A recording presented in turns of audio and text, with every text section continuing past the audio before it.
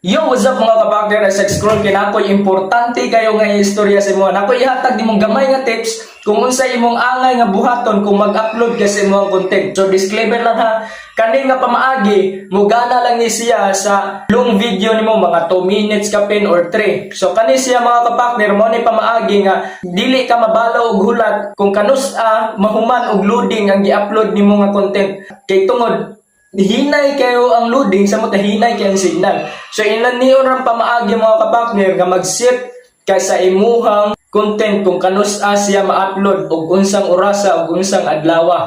So daghan kaayong mga nakabalo niini pero mas daghan pod ang wala. So mo ning gigama na ko nga content. So nga niyo ra mga kapakner, ayaw gi-skip og ayaw i-forward para dili ka ma-miss sa mga step by step nga angay nimong buhaton sa ingan niyo ra.